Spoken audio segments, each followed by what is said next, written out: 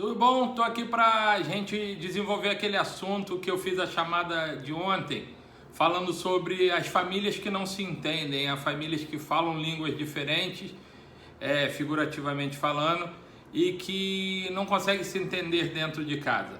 A gente chama geralmente essas famílias de famílias disfuncionais. E hoje acontece muito de estar muito intensa esse quadro no meio das famílias. As famílias não se entendem dentro de casa, elas entram em conflitos constantes, as pessoas falando, os membros da família, e ninguém consegue se entender, ninguém consegue desenvolver nada. Então a gente vai abordar um pouquinho esse assunto hoje, de causas e consequências que pode vir para a vida da pessoa em relação a esse quadro específico. Primeiramente, a gente definiu o que é uma família disfuncional. A própria palavra fala a disfuncionalidade dessa família. Ela não está funcionando de maneira correta. Porque para a gente entender um pouquinho e não radicalizar muito, todas as famílias têm problemas. Nós temos problemas. A gente briga com a esposa, briga com o filho, briga com a filha. Isso aí é natural das famílias. Tem as famílias aglutinadas e outras que são mais espaçadas, que você vai ver as características de cada uma. Mas esse não é o problema. O problema é quando isso começa a gerar uma patologia, gerar uma dor tremenda na pessoa. Porque todos nós não podemos fugir da questão que a nossa família é a base da nossa vida. Independente daquilo que você ache, a tua família é a base da tua vida. O teu pai, a tua mãe, eles foram a base da tua família. Aí fala, poxa, mas meu pai é ausente, minha mãe é ausente. Mas não deixa de ter sido a base, porque essa ausência gerou dano na tua vida, gerou sentimentos na tua vida, gerou alguma coisa na tua vida que hoje você precisa elaborar, você precisa ajustar. Porque tudo tem uma consequência. Nada fica ileso às questões da tua base familiar. Então a gente, abordando esse assunto, eu espero que ajude muitas pessoas a entender um pouquinho o que funciona dentro da família. A gente parte do princípio que a nossa família é o lugar onde nós tiramos realmente as nossas máscaras. Não a máscara da falsidade, mas realmente a máscara da personalidade. Por quê? Porque quando nós saímos porta fora, quando nós saímos da porta e vamos viver o nosso dia, a gente precisa vestir uma máscara. Como eu falei, não a máscara da falsidade, mas a máscara da persona, né, que você se tornou, porque você precisa ser aceito no teu trabalho, você precisa ser aceito na tua comunidade, você precisa ser aceito no lugar que você frequenta. Então você se torna uma pessoa não diferente, mas se torna uma pessoa que você vai movimentar para você ser aceito nesses lugares. Só que isso aí gera um desgaste, você precisa ter energia para isso. E aí quando você volta para casa, geralmente quando você entra na porta, você pendura a tua máscara ali e para ali você se torna quem você realmente é. E aí que vem os grandes problemas. Porque quando você se aborrece com o seu chefe, você não pode xingar teu chefe, não pode bater no teu chefe, não pode revidar o teu chefe, porque você vai perder seu emprego. Então essas máscaras que eu estou falando, você tem que segurar a tua onda e voltar. Se você tem um problema na rua, no trânsito ou qualquer lugar, você não vai sair xingando todo mundo, que vai dar confusão. Então você também veste essa máscara, você se controla, só que isso tudo vai enchendo o teu copo, você vai se tornando uma pessoa inchada de tantas coisas que você está guardando. E o que acontece quando você volta para casa? Você entra no processo de transferência. É transferir tudo aquilo que tem tirado para aqueles que, teoricamente, você supostamente acha que não vão te largar, que você não vai perder, que estão ali, que é o filho, é a esposa. Se o cachorro estiver passando na frente, você vai chutar o cachorro também, entendeu? Mas você precisa botar aquela ira para fora, precisa botar aquele mal-estar para fora, e é a hora que realmente você tira a sua máscara e aí aparece a pessoa que você é. Pô, mas Sandro, eu sou uma pessoa ruim? Não, isso acontece com todos nós. Nós precisamos entender que nós não somos super-homens, pessoas superdotadas que controla tudo, que absorve tudo, que tem tudo sob o controle e nada vai refletir, nada vai sair do nosso controle. A gente precisa olhar para dentro de nós e cada dia conhecermos mais para entender quais são as nossas limitações e isso não refletir dentro da nossa casa, entendeu? Então o que acontece com isso? Quais são as causas realmente para chegar a esse ponto da família estar como está? Comunicação. A gente parte do princípio que quando nós temos os filhos, esses filhos eles vão crescendo dentro da nossa casa e eles vão introjetando todos os nossos comandos.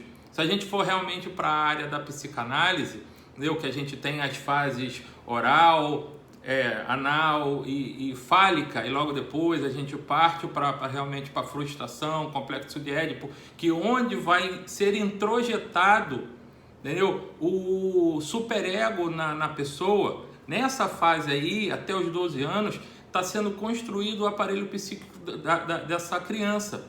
Então tudo que ela vive dentro dessa casa está sendo construído até os 12 anos, que é onde ela entra realmente na puberdade e vai começar a redirecionar o amor dela para outras pessoas, começar a procurar parceiros, olhar o sentimento dela em outras pessoas, porque até então, dos 12 anos para trás, ela não ama uma outra pessoa, porque ela está na fase ainda, segunda, se não me engano, fase narcisista, que tudo é para ela, os pais a amam e ela ama os pais. Nesse momento da puberdade, ela começa a virar seus olhos para um outro ser, fora daquele seio familiar. Então, por isso que hoje acontece muito de o casal estar muito bem, assim, se relacionando muito bem e os filhos com problema. E geralmente o casal fala assim, poxa, por que eu estou com tanto problema com os meus filhos se eu e minha esposa vivemos muito bem? Aí a gente começa a vasculhar, começa a realmente fazer análise, procurar no processo terapêutico entender a base dessa família. Esses pais que hoje, esse casal que hoje está muito sintonizado, está muito tranquilo, outro tempo eles não eram assim. No tempo da base e da estruturação psíquica dessas crianças, os pais viviam em ponto de guerra e gerou frustrações, ou gerou recalques nessas crianças. Porém, hoje eles estão bem. Só que essas crianças, elas trazem traumas dentro do seio familiar até hoje que precisam ser elaborados e que atrapalham e que vem impulsionando as emoções dessas crianças.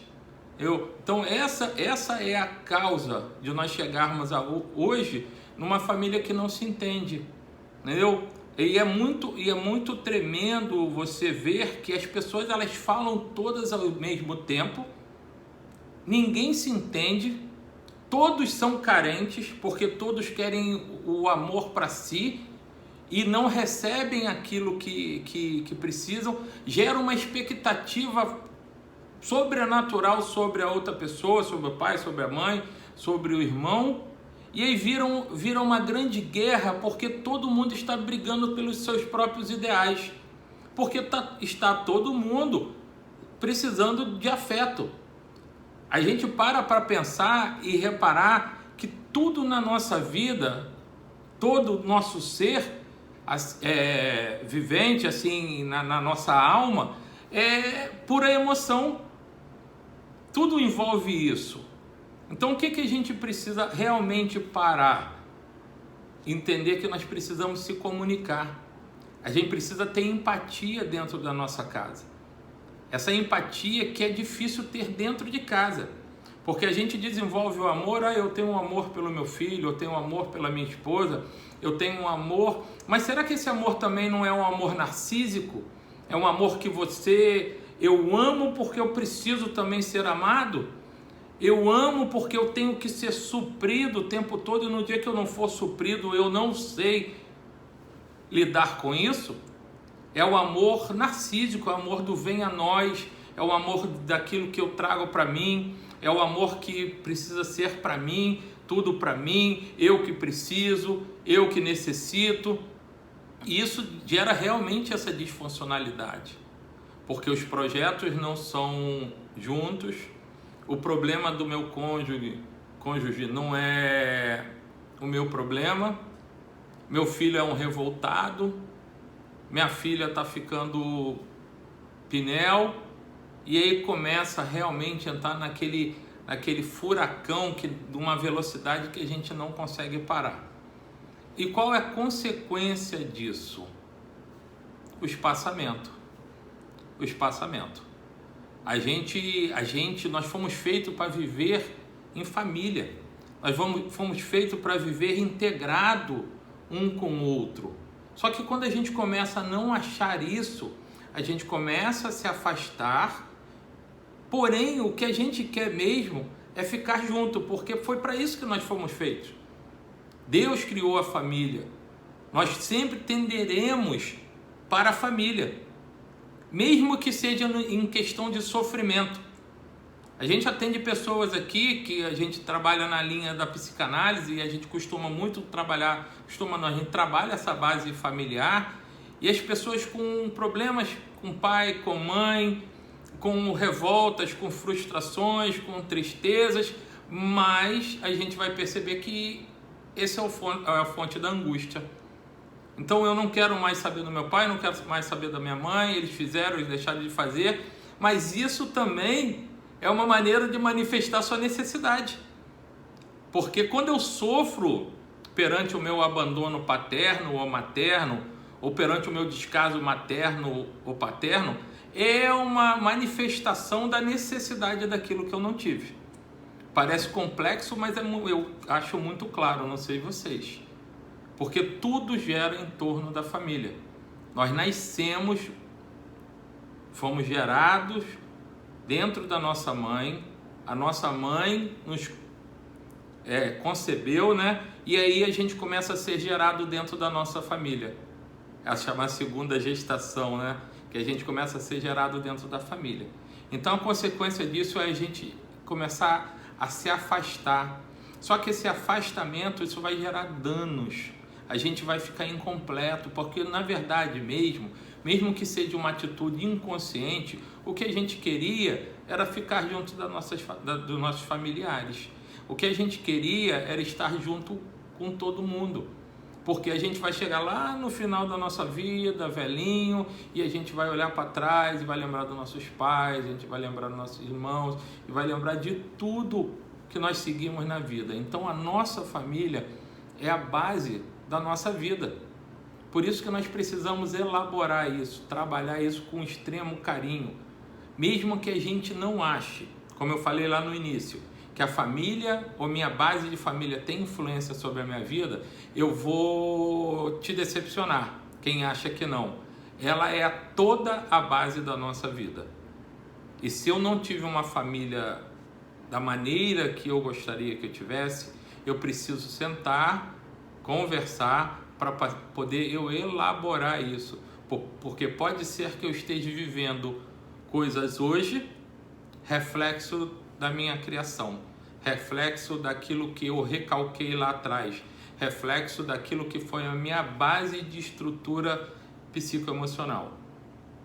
Não sei se eu fui claro, espero ter sido. Qualquer coisa você bote aqui embaixo uma pergunta, a sua opinião, se você diverge da minha opinião, e se você ficou alguma coisa para ainda ser esclarecido, coloque aqui embaixo essa perguntinha. Não deixa de me seguir aí no Instagram. A gente cada vez mais vamos tentar colocar conteúdo mais consistente, conteúdo que ajude. E cada vez que vocês perguntarem alguma coisa, vai me ajudar a desenvolver. Tá bom? Que Deus abençoe vocês, que vocês tenham assim uma visão em relação à família diferenciada, e que a comunicação e o diálogo dentro das famílias eles venham prevalecer, e a gente venha se escutar um pouquinho, porque a gente tem um problema seríssimo, que nós não escutamos as outras pessoas. A nossa necessidade de falar é tão grande, a nossa dor é tão grande, o nosso sofrimento é tão grande, porque dentro de uma família dessa, todos sofrem. Ah, esse sofre, aquele não sofre. Não, todo mundo sofre. Todo mundo sofre, todo mundo se afasta, todo mundo se entristece. E o pior de tudo, os teus filhos tendem a amanhã desenvolver uma disfuncionalidade na família deles. Tá bom? Deus abençoe a todos. Muito obrigado por ter me escutado aqui até agora.